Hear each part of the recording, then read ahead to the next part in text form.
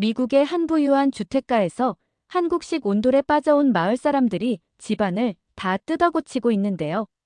공사를 하고 많은 사람들의 삶의 질이 좋아졌다고 말하는데요. 안녕하세요.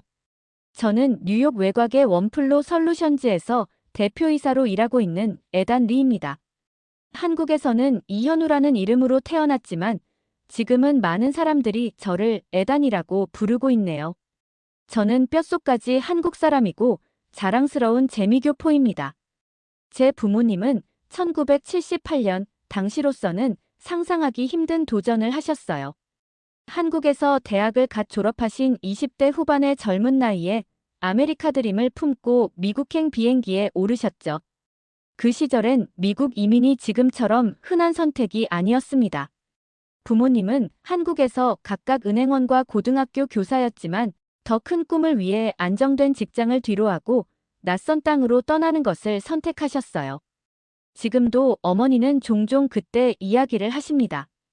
인천공항도 없던 시절, 김포공항에서 양가 부모님들의 걱정 어린 배웅을 받으며 떠났던 그날의 이야기를요. 단돈 5,000달러와 영어 한마디 제대로 못하는 패기만만한 젊은이들이었다고 하시죠. 하지만 그들의 가방 속에는 돈으로 환산할 수 없는 것들이 가득했습니다. 끈기, 노력, 그리고 반드시 성공하리라는 굳은 믿음이었죠. 1984년 겨울, 뉴욕 차이나타운의 좁은 골목길. 안쪽에 자리 잡은 우리 가족의 중국식 식당은 하루도 쉬지 않았습니다. 부모님은 더 나은 삶을 찾아 한국을 떠나 이곳 미국 땅을 밟으셨죠. 아버지는 주방에서, 어머니는 홀에서 매일 새벽 5시부터 밤 11시까지 쉴 새 없이 일하셨습니다. 발이 부어오를 때까지 서비스를 하시는 어머니의 뒷모습을 보며 자란 저는 어린 나이에 책임감이란 무엇인지 배웠네요. 대학 등록금을 마련하기 위해 건설 현장에서 일하던 시절, 현장 감독이었던 김 과장님과의 만남은 제 인생의 전환점이 되었습니다. 그는 제게 한국 건설 회사의 인턴십 프로그램을 추천해 주었고, 저는 망설임 없이 지원했죠. 마침내 2005년 겨울, 서울의 한 건설사에서 일할 기회를 얻었습니다. 그곳에서 우연히 접한 한국의 온돌 기술은 제 삶의 방향을 완전히 바꿔놓았어요. 차가운 바닥 위에서 일하던 동료들의 불편함을 떠올리며 한국의 전통 난방 기술이 미국에서도 필요하다는 걸 깨달았죠. 한국에서의 단기 건설 프로젝트 참여는 운명 같은 선택이었습니다. 그곳에서 만난 박 기술자님은 단순한 기술자가 아닌 진정한 스승이었어요. 그의 가르침을 통해 온돌의 과학적 원리와 문화적 가치를 배웠죠. 한겨울 따뜻한 바닥에서 가족들과 둘러앉아 이야기를 나누는 한국인들의 모습은 제게 깊은 인상을 남겼습니다. 한국에서의 6개월이 끝나갈 무렵, 저는 이 기술을 미국에 도입하겠다는 결심을 했습니다. 그리고 그 결심은 곧 제 인생을 바꾸게 되죠. 2006년 초겨울, 서울의 매서운 칼바람을 뚫고 처음 도착한 곳은 강남의 한 신축 현장이었습니다. 건설 현장에서 일하며 대학 등록금을 모으던 제게 한국의 건설 현장은 낯설면서도 묘하게 친숙했어요. 현장 직원들은 저를 미국에서 온 한국 사람이라며 반갑게 맞아주었죠. 처음 2주는 적응하기 힘들었습니다.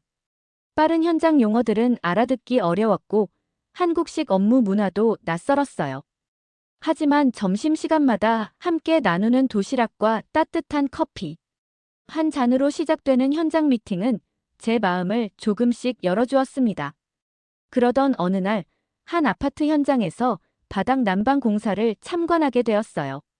미국에서는 보지 못했던 온돌 시공 과정이 신기했습니다. 파이프를 깔고 그 위에 보온재를 덮은 뒤 장인의 손길로 미장까지 마무리하는 과정은 마치 예술 작품을 만드는 것 같았죠. 이게 바로 천년의 역사를 가진 우리나라 온돌일세. 그때 처음 만난 박 기술자님의 말씀이 아직도 귓가에 생생합니다. 그의 나이는 60이 넘었지만 현장을 누비는 모습은 젊은이들보다 더 열정적이었어요. 퇴근 후에도 저를 붙잡고 온돌의 원리를 설명해 주시던 그분의 눈빛에서 장인의 긍지가 느껴졌죠. 한국의 겨울은 제게 새로운 깨우침을 주었습니다. 영하로 떨어지는 날씨에도 따뜻하게 데워진 바닥은 집 전체를 포근하게 감쌌어요. 특히 놀라웠던 건 에너지 효율이었습니다. 미국의 대류식 난방과는 달리 온돌은 열을 오랫동안 품고 있었죠. 주말이면 박 기술자님의 자택으로 초대받았습니다. 그의 집 거실에 깔린 전통 온돌방에서 가족들과 둘러앉아 이야기를 나누며 저는 단순한 난방 그 이상의 무언가를 발견했어요.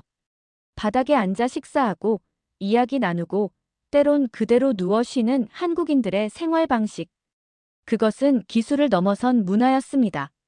점차 온돌에 대한 이해가 깊어질수록 미국의 차가운 바닥이 떠올랐습니다.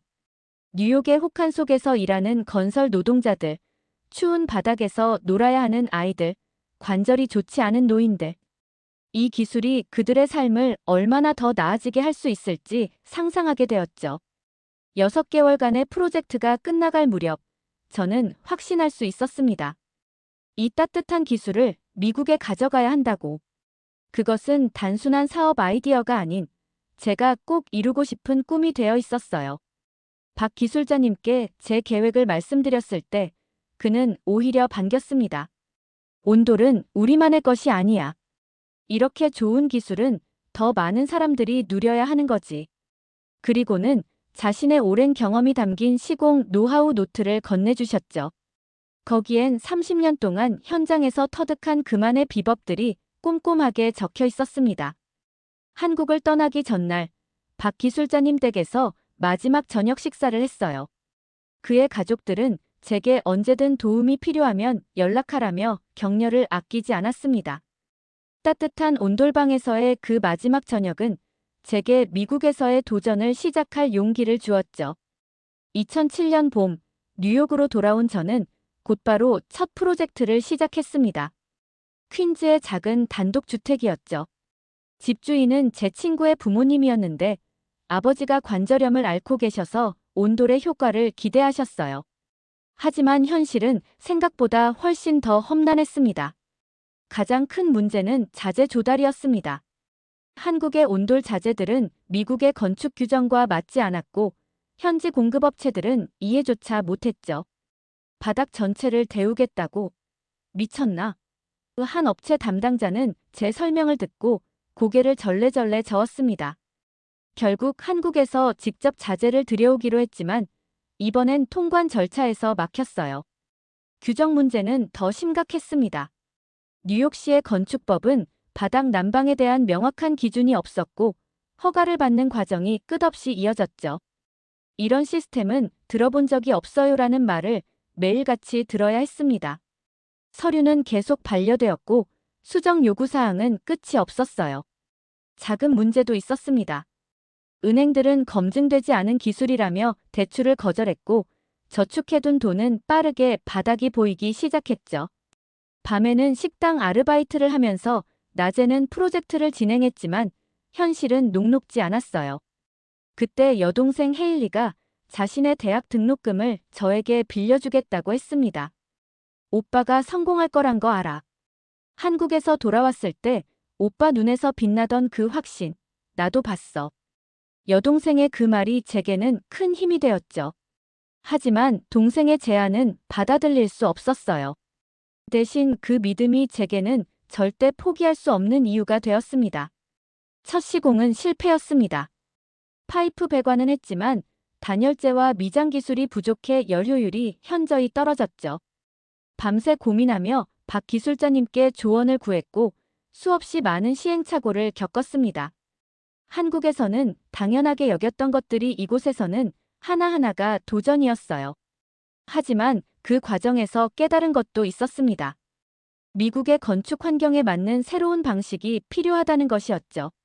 한국의 기술을 그대로 가져오는 것이 아니라 이곳의 현실에 맞게 재해석해야 했습니다. 그렇게 수정과 보완을 거듭하던 어느 날 우연히 지역 건축 박람회 포스터를 보게 되었죠. 처음에는 망설였습니다. 아직 완벽한 시스템을 구축하지도 못했는데 이런 공개적인 자리에 설 자격이 있을까 하는 의문이 들었어요. 하지만 이대로는 앞으로 나아갈 수 없다는 것도 분명했습니다. 전문가들의 의견을 듣고 업계 동향도 파악하고 무엇보다 제 아이디어에 대한 현실적인 피드백이 필요했죠. 결심을 하고 박람회 참가 신청을 했습니다. 참가비는 제가 아르바이트로 모아둔 돈의 상당 부분을 차지했지만 이것이 전환점이 될 거란 믿음이 있었어요. 밤늦게까지 준비 작업을 하면서도 이번 기회를 통해 뭔가 달라질 수 있을 거란 희망을 놓지 않았습니다. 실패와 좌절의 연속이었던 그때 퀸즈 현지 건축 박람회는 마지막 희망이었습니다. 작은 부스 하나를 겨우 마련했지만 제대로 된 시제품도 완성된 프레젠테이션 자료도 없었죠. 그저 한국에서 가져온 온돌 구조도와 박 기술자님의 노트가 전부였어요. 이 도면들은 정말 흥미롭네요. 바닥 전체가 따뜻해진다는 게 정말인가요? 처음 제 부스를 찾아온 에밀리는 날카로운 질문을 던졌습니다. 하버드 건축대학원을 졸업하고 뉴욕의 유명 건축사무소에서 일하고 있던 그녀는 단순한 호기심 이상의 전문적인 관심을 보였죠. 제가 한국에서 배운 온돌의 과학적 원리를 설명하자 그녀의 눈빛이 달라졌어요. 이건 단순한 난방 시스템이 아니에요. 공간 전체의 에너지 효율을 바꿀 수 있는 혁신적인 기술이죠. 에밀리는 즉시 자신이 설계 중인 친환경 주택 프로젝트에 온돌 시스템을 도입하고 싶다고 했습니다. 하지만 저는 솔직했어요. 아직 미국의 건축 규정에 맞는 완벽한 시공 방법을 찾지 못했다고. 그러자 그녀는 오히려 반가워했죠. 그럼 같이 해결해보는 건 어떨까요? 제가 가진 건축, 법규 지식과 당신의 기술이 만나면 뭔가 새로운 걸 만들어낼 수 있을 것 같은데요. 그렇게 우리는 매주 만나 아이디어를 교환했습니다. 에밀리의 전문성은 제가 고민하던 많은 문제들의 해답을 주었어요. 미국 건축자재의 특성을 고려한 단열재 선택, 건축 법규에 맞는 배관 시스템 설계, 효율적인 시공 과정 확립까지. 그녀의 제안은 항상 정확했고 실용적이었죠. 특히 인상적이었던 건 에밀리가 한국 온돌의 본질은 지키면서도 현지화하는 방법을 찾아냈다는 거예요. 미국식 건축 공법과 한국 온돌의 장점을 결합한 그녀의 설계는 제가 꿈꾸던 것 이상이었습니다. 우리가 만드는 건 그냥 난방 시스템이 아니에요, 에단. 이건 사람들의 생활 방식을 바꿀 수 있는 새로운 주거 문화죠. 에밀리의 그 말은 제가 한국에서 느꼈던 온돌의 가치를 정확히 짚어내고 있었습니다. 그렇게 우리는 첫 번째 공동 프로젝트를 시작하게 되었고, 이는 제 사업의 진정한 시작점이 되었죠.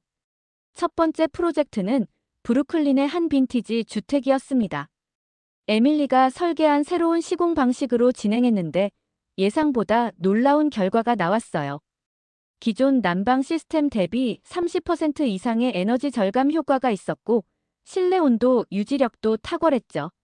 집주인 부부는 특히 아이들이 바닥에서 편하게 놀 수 있다며 만족감을 표현했습니다. 그들의 입소문을 통해 두 번째, 세 번째 프로젝트가 이어졌고 현지 부동산 잡지에도 소개가 되었어요.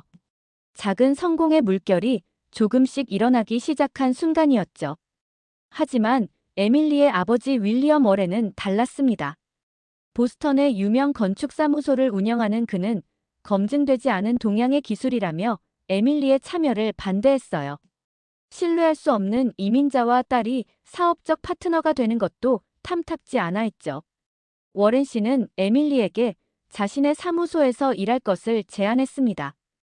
연봉은 현재의 3배, 파트너 승진도 보장한다는 조건이었어요. 하지만 에밀리는 거절했고 이로 인해 가족 간의 갈등이 깊어졌죠. 주변의 회의적인 시선도 여전했습니다. 현지 건설업체들은 기존 공법과 다르다는 이유로 협력을 꺼렸고 일부 건축가들은 안전성 문제를 제기했어요. 심지어 한 업체는 저희의 시공 방식을 부정적으로 홍보하며 영업을 방해하기도 했죠. 그럼에도 에밀리는 흔들리지 않았습니다. 오히려 더 완벽한 설계를 위해 밤늦게까지 연구했고 시공 과정의 안전성을 입증하기 위해 각종 테스트 결과를 문서화했어요. 그녀의 헌신적인 모습에 저 역시 더 큰 책임감을 느꼈죠. 프로젝트가 하나씩 성공적으로 마무리될 때마다 저희는 더욱 단단해졌습니다.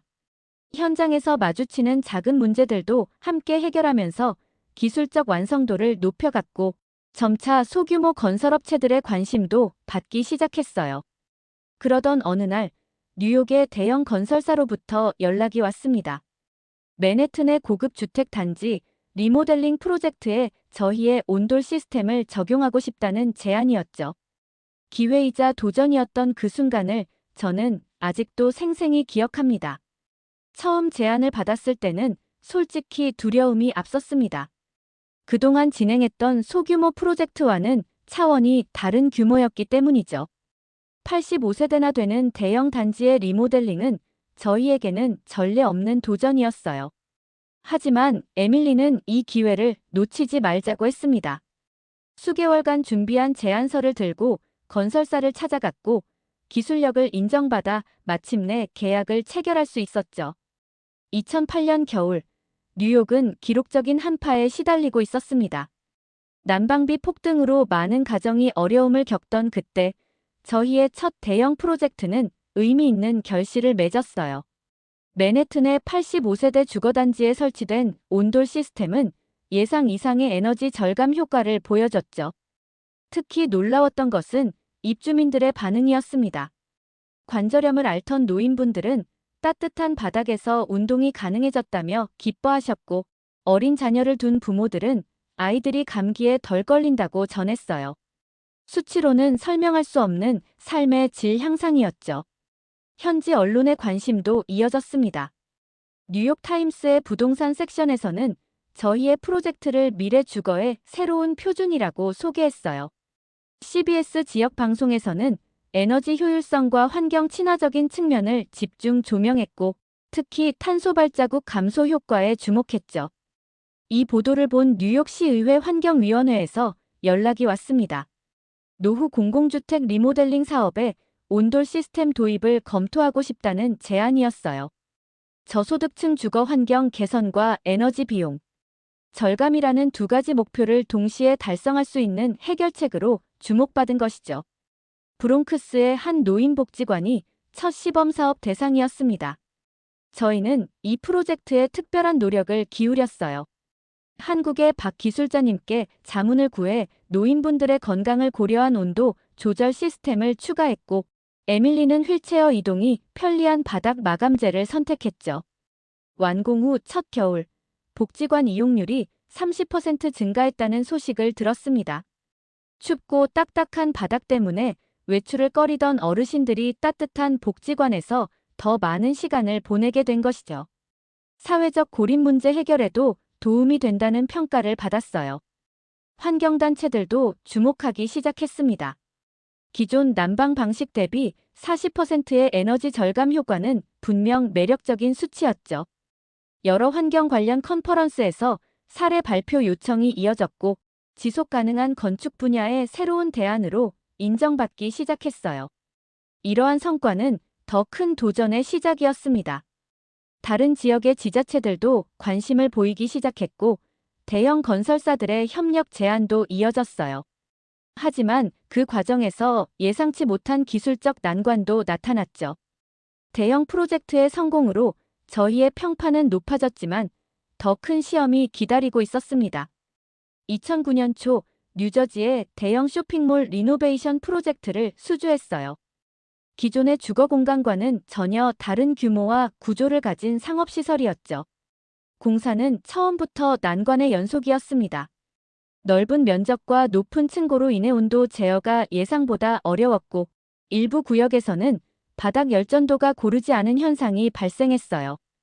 현장 책임자들은 공사 중단을 요구했고 발주처에서는 손해배상을 거론하기 시작했죠.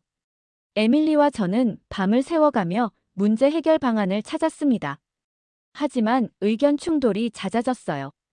에밀리는 시스템의 전면적인 재설계를 주장했고 저는 기존 방식의 보완을 고집했죠. 처음으로 서로를 신뢰하기 어려운 순간이 찾아왔습니다. 결국 박 기술자님께 도움을 요청했어요. 그는 12시간의 비행 끝에 현장을 찾아주셨고 문제의 핵심을 짚어주셨죠. 바닥 추결 시스템과 단열재의 조화가 맞지 않았던 겁니다. 미국 건축자재의 특성을 충분히 고려하지 못한 실수였어요. 박 기술자님의 조언을 바탕으로 저희는 시스템을 재정비했습니다. 에밀리의 건축 지식과 제 경험, 그리고 박 기술자님의 기술이 하나로 합쳐졌죠. 한 달간의 강도 높은 보완 공사 끝에 마침내 안정적인 시스템을 구축할 수 있었어요. 이 과정에서 에밀리와 저는 서로에 대해 더 깊이 이해하게 되었습니다. 위기의 순간에도 포기하지 않고 함께 해결책을 찾아가는 모습에서 우리는 단순한 사업 파트너 이상의 신뢰를 확인했죠. 프로젝트가 안정을 찾아가던 즈음 예상치 못한 소식이 들려왔어요. 워렌 씨가 심장마비로 쓰러졌다는 소식이었습니다. 에밀리는 갑자기 보스턴으로 떠나야 했고 한동안 연락이 끊겼죠. 모든 것이 불확실해진 그 시기, 저는 처음으로 이 사업의 미래에 대해 진지하게 고민하게 되었습니다. 한 달이 지나고 두 달이 지나도 에밀리의 소식은 없었습니다. 현장은 제가 혼자 책임져야 했고 밤낮 없는 일정에 지쳐갔어요. 그러던 어느 날 박 기술자님께서 뜻밖의 제안을 하셨죠. 한국의 젊은 기술자들을 초청해 기술력을 보강하자는 것이었습니다.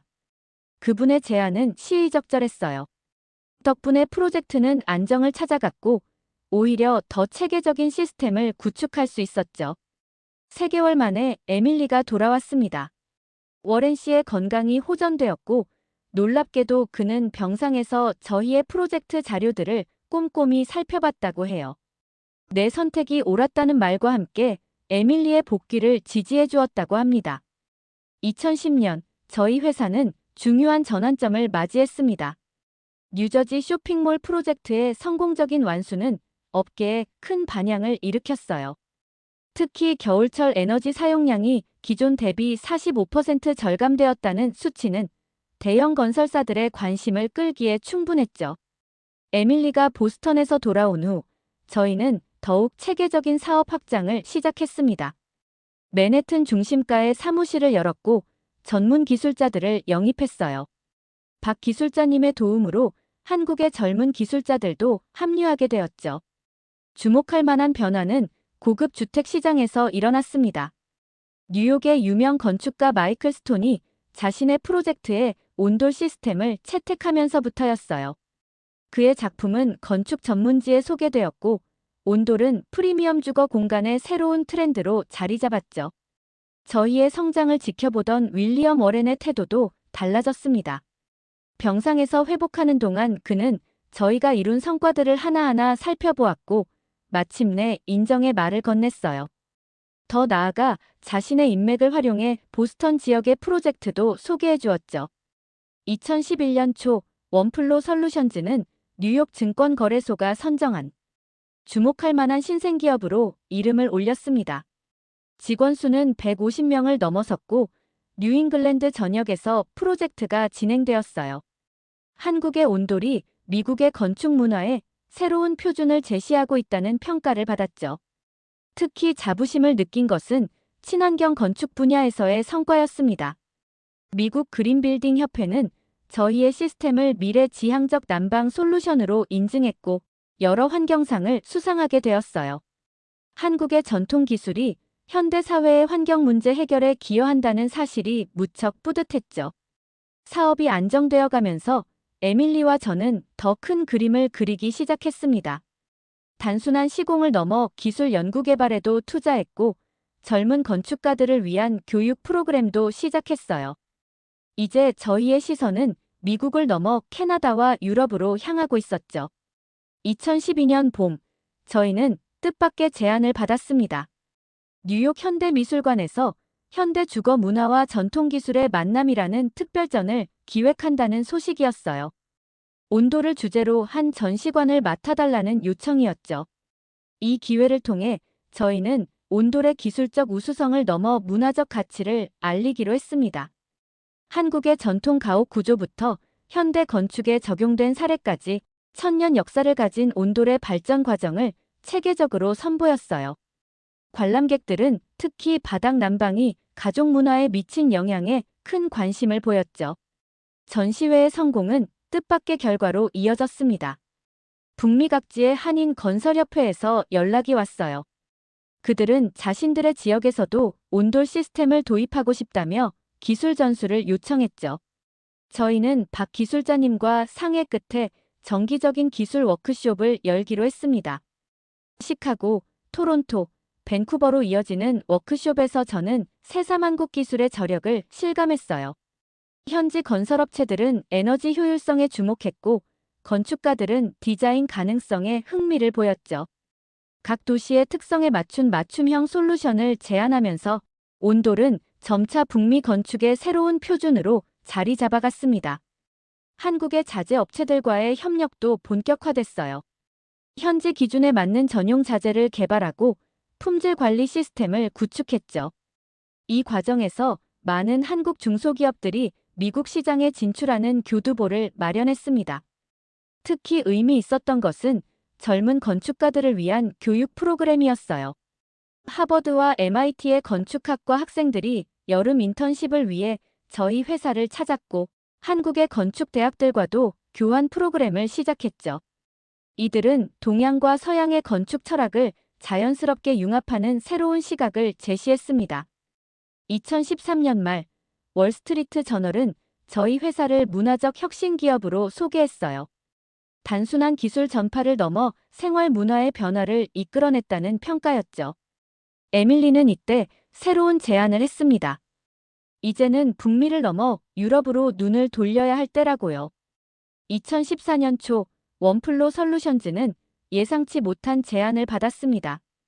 유럽연합환경위원회에서 친환경 건축기술 컨퍼런스 기조연설을 해달라는 요청이었어요.